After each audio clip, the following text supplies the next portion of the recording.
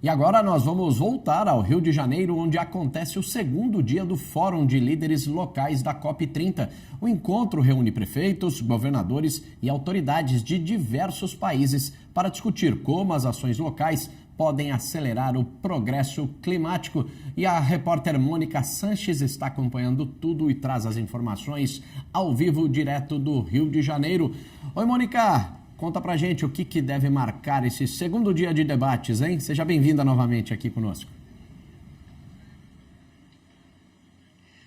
Então, a gente tem aqui um segundo dia de debates importante, com mais reuniões do que ontem e já num tom conclusivo, né? Porque esses prefeitos pretendem formar um documento com sugestões e também com os grandes desafios e uma comitiva que já está confirmado que terá o prefeito do Rio, Eduardo Paes, a prefeita de Paris e o prefeito de Londres vão levar, né? Esses prefeitos vão levar essas sugestões para a COP30 que começa em Belém na segunda-feira.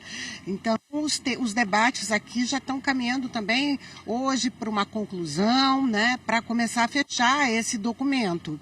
E esse grupo, o C40, é um grupo de prefeitos que foi criado há 20 anos, é um grupo pioneiro nessa discussão do meio ambiente, né?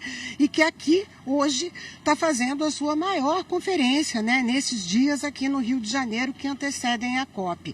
O objetivo, como resumiu o prefeito de Londres, né, que é quem comanda atualmente esse grupo, o Sadiq Khan, é que as cidades tenham água potável farta, ar mais limpo, né, ruas mais saudáveis e também economias locais mais justas e mais fortes, né?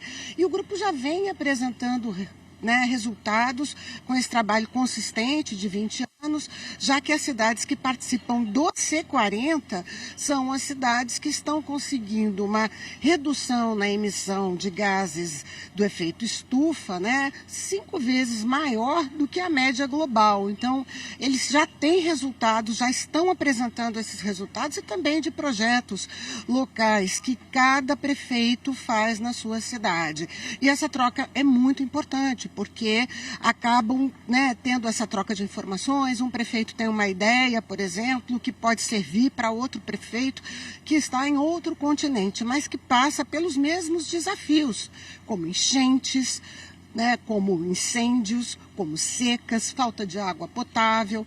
Então, são realmente desafios bastante comuns a vários prefeitos, como a gente tem notado aqui mesmo, que a gente fale de cidades que estão muito distantes, né?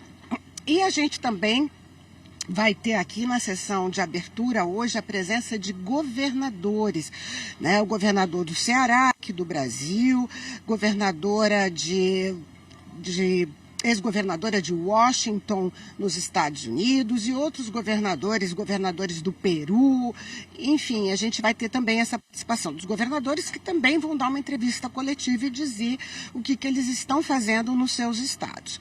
Então, é um dia que já vai partindo assim para a conclusão das sugestões que vão ser levadas para a COP30. Voltamos ao estúdio. Obrigado, viu, Mônica, mais uma vez pelas suas informações. Mariana Almeida, a gente muito fala de países, né, de acordos entre países, mas a gente esquece que tem a parte micro, né, que são dos estados e também das cidades, dos municípios, que são os que mais contribuem. Se cada um fizer a sua lição de casa, isso contribui para o macro, no caso os países, para entregar aí os acordos, né, que assinam, Maria Almeida.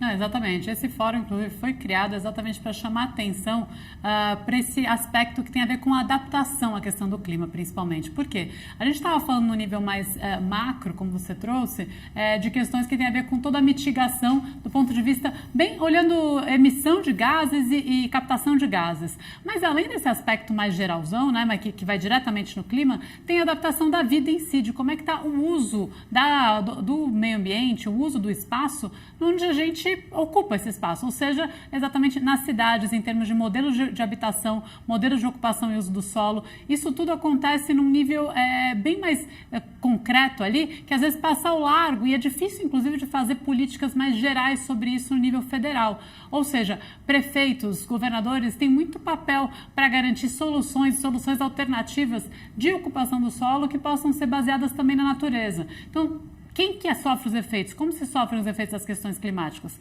Um dos aspectos no Brasil é muito forte são as enchentes. Enchentes que acabam atuando diretamente na condição de vida e habitação da população e precisam de soluções. Soluções que passam aí sim pela regulação e pelo trabalho concreto dos municípios e estados. Então, esse fórum é para inspirar esses novos modelos de propostas habitacionais, de propostas de criação mesmo de parques ou de ambientes mais saudáveis e mais adaptados mesmo para uma vida, de novo, com mudanças climáticas mais intensas.